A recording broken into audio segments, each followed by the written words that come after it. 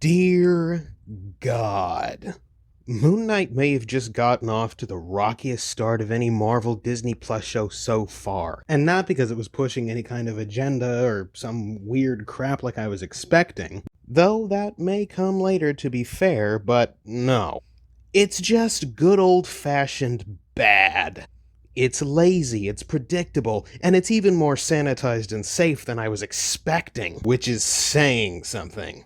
Okay, let's get right into it. Before the credits roll, we get a very long sequence where Ethan Hawke's character breaks some glass, pours the shards into his shoes, and then goes walking. I don't know if this is going to come back around later, or if it was just trying to garner an uneasy and disturbed reaction from viewers. It does the second bit well enough. It is disturbing, but it's also entirely bloodless. You see, I've cut my foot before, and it bled on just one shard of glass. This guy has a ton of pieces, and there's not a drop. Now, look, do I need intense bloodletting in my stories? Of course not. But if you're gonna try and disturb me with imagery like this, have the balls to commit to it. And if you're not allowed to do that via some mandate from on high, then don't do it at all, because even if the emotional reaction is, oh, that's painful, the second you think about it, it falls apart and the veil drops. Then the Marvel titles play and we actually start our journey with Stephen Grant, an allegedly British man who works at a museum selling toys and trinkets at the gift shop counter. We see him waking up in the morning restrained to his bed with a circle of sand around it. Clearly, something is off. He also has a piece of tape on the door. All of this is clearly meant to be a countermeasure for Stephen's issues. He makes sure he'd know if any funny business was going on in his sleep. This stops making sense almost immediately, because later in the episode, people will tell him that he's done things he doesn't remember, and he acts dumbfounded, like he doesn't think he has any mental issues. Now, maybe I'm just stupid, and let's be real here, I am a little bit, but correct me if I'm wrong, you tend not to put tape on your door, put a circle of sand around your bed, and sleep with a leg restraint if you're a well-adjusted person. Anyway, back to the scene. He feeds his one-finned fish, and he calls his mom. He leaves a quick message for her, and then heads out the door. Both of these are going to come up later, and I have a prediction for one that I'd bet money ends up being true. He goes to work and establishes that he's a bit of a nerd about ancient Egypt. He catches a little girl defacing an exhibit by jamming her candy wrapper into a model of a pyramid, and tells her about how the Egyptians would prepare a body for the afterlife. She drops a quick line asking if he was disappointed when he died, and he says, "But I'm not dead, am I?" Before being cut off by his boss, who reminds him he's not a tour guide and he's late. We get a little interaction with the actual tour guide, who asks if they're still on for their date, which Stephen has no memory of. He also doesn't ask about where the date is, just the time. This is going to be important later. Then, we see him talking to a street performer who's a human statue and doesn't react to anything he says. It's kind of funny, but it really makes Stephen out to be such a pitiful human being that it almost feels like a parody. He makes it clear this is the thing he does often, maybe every day, and man, this guy's a loser, isn't he?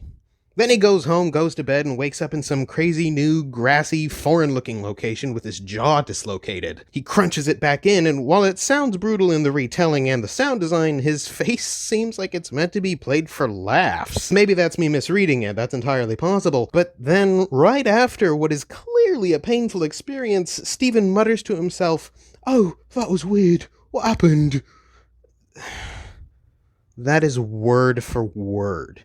Who would ask this out loud and so nonchalantly? If you wake up in a strange place you don't recognize with your mouth bloodied and your jaw dislocated, you would be freaking out. That was weird. Yeah, no shit. Right about now, panic would be setting in, and he'd be trying to get his bearings, not commenting on it. This is a consistent issue with Stephen, by the way. He commentates over every single thing he does in ways that add nothing and make him come off like some sort of dullard. I think they may be trying to imply that Stephen is slow, but they have a terrible way of illustrating it.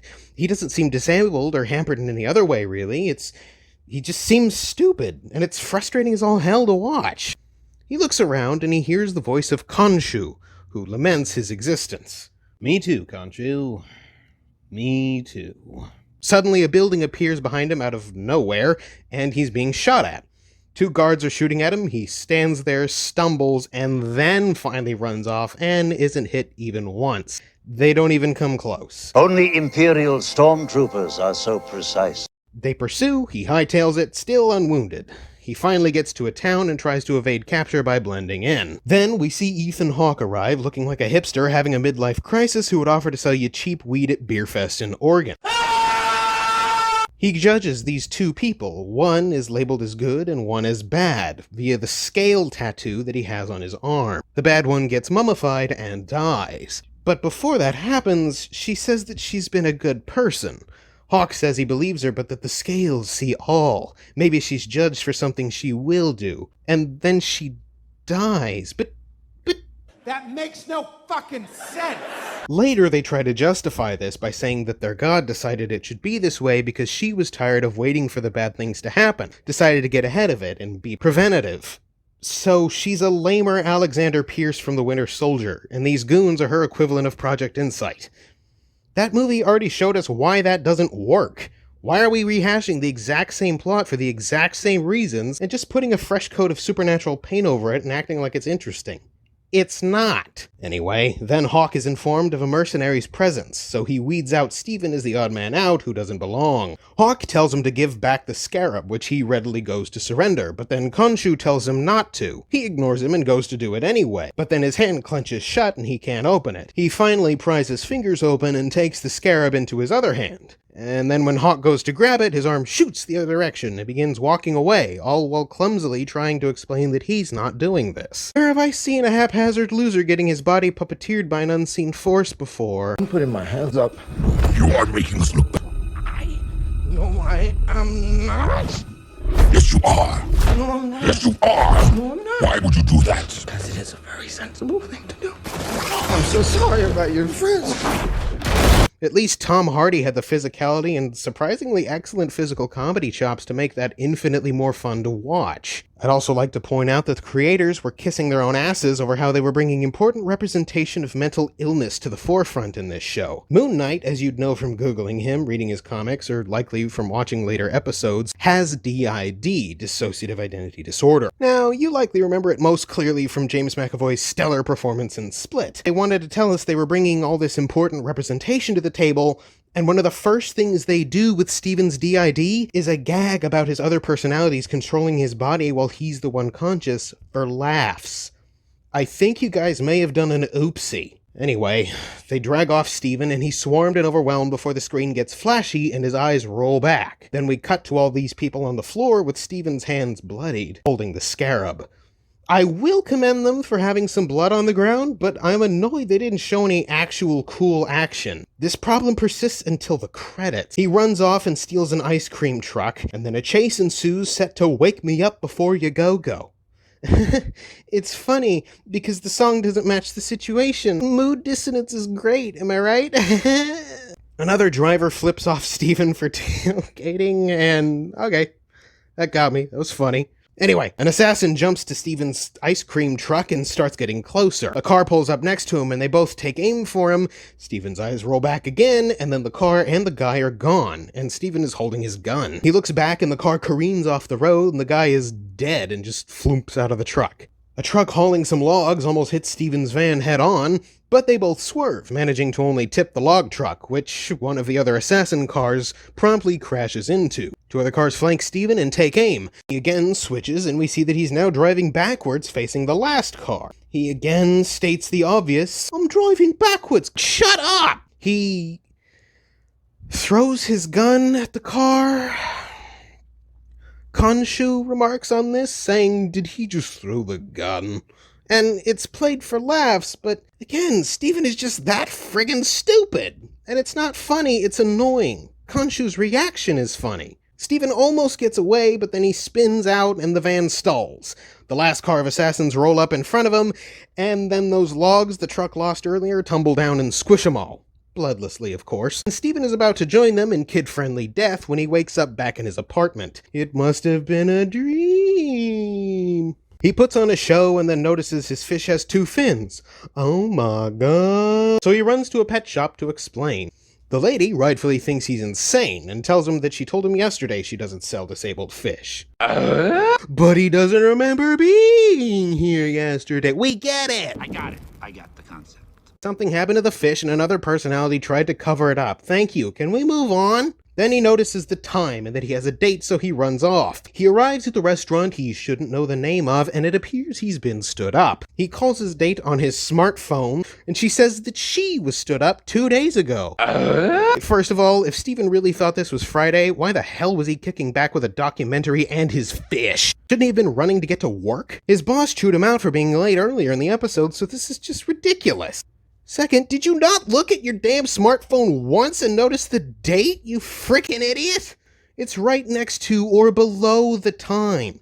But he doesn't notice it says Sunday and not Friday? This guy is an invalid. He defeatedly orders his dinner and then goes home. He's again on the phone with his mom, again leaving a message, and here's that prediction I mentioned earlier. I'm pretty sure this is going to be a thing where his mom has been dead for years or whatever, because twice they call attention to him leaving a message, not directly talking with her. So either she's long dead or she doesn't even exist, and these messages are going to get recontextualized as something else later. He sits in his apartment, all sad, eating the chocolates he got for his date, and...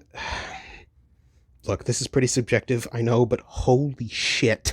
He's chewing so loud and has chocolate all over his face like a friggin' 3-year-old, and it irritates me to no end. He has chocolate on his face for the rest of the scene, and it is legitimately bothersome. Ugh. He also looks at his fish, and then he gives it some sprinkles, and... Yeah, no wonder the last one died, you idiot! The other personality who tried to cover up the last one's death just doomed this poor thing to your mistreatment. He then notices scratches by his table legs, and above the table, a loose plank in the wall. "What's this?" he says. "It's scratches on the floor, you infantile dullard. Do you have to be narrating everything?" He gets a phone and a key out of the hidey hole the plank was barely concealing, and he sees a bunch of missed calls. He calls back and someone named Layla tells him she thought he was dead and has been calling for months. She mocks his accent. Don't worry, we all have been. It's terrible. And he asks her what she means. Who does she think he is? She calls him Mark, and he asks why she would do that. Then he hears a voice, his voice, calling to him, and he starts looking around. He again narrates, saying, No, mate, someone's having a laugh. Dude, shut the hell up! He finds the source of the voice, and it's a mirror. He flicks on the light, and it's just him. Shocker. When he looks away, however, in one of the actually good moments from the episode, his reflection is looking right at him, and it's actually pretty creepy. He freaks out because the lights go haywire and books start flying around, and he leaves screaming to run into the hallway, where he has that interaction with Khonshu, who's revealed to be a random old lady that you saw in the trailer. Was it real? Is this a vision? Was he hallucinating? Is the old lady Khonshu? I want to get a gun. This is so by the numbers, it's insane. He mutters, "What's going on?" before, Khonshu jump scare. And then he's suddenly on the bus, and he shrieks in terror. Because he's a bitch. He goes to work, he sees Khonshu again, he sees Ethan Hawke on the bus and realizes he was real. He goes inside and is confronted by Hawke, who explains what's going on. He says he thought Stephen Grant was an alias, and to imagine his surprise when he realized he actually existed and actually worked here. Stephen asks a guard to help that he knows by name, Ronnie. But Ronnie reveals he has the cult tattoo that means he's working with Hawke. What the hell? If this guy's been working here all along, making a fake friendship or at least work relationship to be on a first-name basis with Steven, why would Hawke not believe he existed? Clearly he's the leader of the organization, so why would he be shocked to know Steven was real? Why would this guard be there if not to be keeping an eye on Steven? To look over the artifacts kept here? If so, they need to clear that up quickly, because otherwise it makes no sense whatsoever for this guy to have been here and be buddy-buddy with Steven if Hawke evidently also had no idea he wasn't BSing him with a fake name back in wherever they were earlier. Hawke tries to do the same judgment thing he did on the old lady who got mummified, but the scales can't decide, and he tells him that there's chaos in him. Steven gets freaked out and runs off. Hawke instructs Ronnie to let him go, even though he's here yet again for that scarab bug thing that he still doesn't have. Why would he let him go? Hopefully it becomes apparent in future episodes and he actually has a reason, because if he doesn't, this is more boneheaded than Khonshu. Thank you very much. I'm here all week. Steven goes back to work and is the last guy working. He starts to close up and leave. He hears a noise. Some Egyptian monster dog comes to life and starts chasing him. He runs. He's scared. Oh, so spooky. There is an awful moment where he tries a door and it's locked. So he tries the other door right across from it and it's open and he escapes through there, just barely. But the monster's right behind him, and if you watch it, it's chasing him super fast until he gets caught up on the doors. Then it leaps to the ceiling and stops there to let him try the other door, which does work, before finally dropping down to attack, giving him just enough time to escape. Misery, misery, misery. He gets in the bathroom and he sees Mark in his reflection, telling him he has to let him take over if they want to live. The music swells and some cloth folds over Mark as he becomes Moon Knight. The monster kicks the door down and attacks, and then it cuts away. We cut to a hallway where if you look left through that door, there is Moon Knight beating the shit out of an Egyptian dog monster thing, and it cuts away. We don't get to see it, damn it. We see it trying to crawl away before he off-screen pulls it back in and wails on it some more. We finally get to see the very end of the battle, which is the exact same thing we saw in the trailers, where he wails on it for a sec, and it's all hidden via the camera angle in his cape. The room is all banged up because clearly a badass fight happened, but who would want to see that, I guess? That would be silly. Then he turned towards the camera and it ends. What a terrible first episode. Almost all of the violence is implied. We see 1 kick and 2 punches landed, and they are in the last 10 seconds of the episode. Everything else is a cutaway or just heard off screen. Because who wants to see Moon Knight kicking ass? That's lame. Wouldn't you rather just know he did it and or hear it happening as we look at a shot of a hallway? Oscar Isaac cannot do a good British accent to save his life. I really hope that we don't focus on Steven for the rest of the show and we eventually switch to Mark where he can just talk like a normal human, because it is distractingly bad. The story is full of holes and predictable story beats, and the violent show that doesn't pull back that we were promised does nothing but pull back and hide the violence we were all hoping for. This just proves that a show like Netflix's Daredevil will never come again and can never come again, at least not on Disney+. So before you get excited to see Charlie Cox and Vincent D'Onofrio return, bear in mind, this is the show they marketed and promised as a grown-up, mature, violent show, but it's less impactful and brutal than Spider-Man Homecoming, which is one of the safest MCU movies they ever made. But it still managed to have a horribly bloodied Peter, who got 2 massive talons through the chest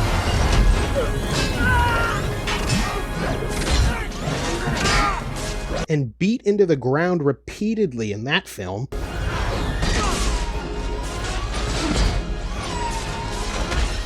That was more brutal than Moon Knight.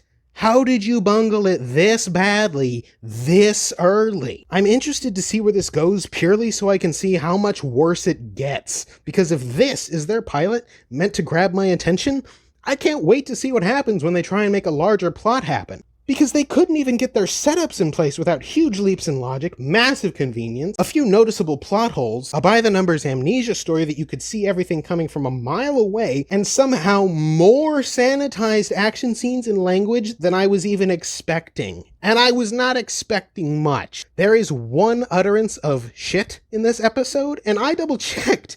They mute Steven when he says it. You hear the start of the word, and then it cuts off completely, and he's drowned out by the background noise. He does a Spider-Man Homecoming / Far From Home what the fuck, just for it to cut away to him saying fish. The post-credits of No Way Home seemed ashamed that Tom Hardy's Venom and the SSU ever touched their continuity, but then they do the same physical comedy, lol, I can't control what I'm doing, I'm just along for the ride, gags that were a big part of what people responded well to in those movies, but they did it worse, and in the context of mental illness, which they kept promising they were going to handle in a mature, tactful way. Piss off. This is honestly a less mature, less disturbing, and less mentally demanding episode than the first of WandaVision. That one did an excellent job setting up a facade that we were right off the bat uneasy with, till it finally paid off in the final minutes with a bizarre culmination in the dinner scene that made you ask, what the hell is going on here? And that made you want to tune in for the rest of the mystery. Granted, that all fell apart by the end, but purely as a pilot episode that should make you want to come back, I don't give a damn about the mystery here. I already see where it's going. I'm only excited to come back next week so I can point out more glaring issues, more plot holes, to rant about how stupid the main character is, and to ride the wave of hype by being a countering point of view to what I assume will be a majority of positivity, just like always with these Disney Plus shows. In one sentence, what an abysmal first step for the supernatural, darker side of Marvel. If this is the best dark kind of story they can tell, I am genuinely worried about Blade, worried about any kind of Ghost Rider we see. What about Midnight Suns? What are you going to do with that? You are going to do it eventually. What if they ever touch the Defenders again? They circle back to Daredevil? Is this what we're going to get? No thanks. I'd rather not have any season of Daredevil ever again than have to sit through Disney's version of it and have to compare that to the greatness that was the Netflix version. Hard pass. Anyway, chances are, unless the world ends, I'll probably be back here next week looking at episode 2. Poking fun at plot holes, maybe being proven wrong. Maybe that one will completely fix the plot holes with this one. I don't really know. I suppose we'll just have to see when it comes around. Until then, stay geeky, and I will see you in the next one. Same fan time, same fan channel.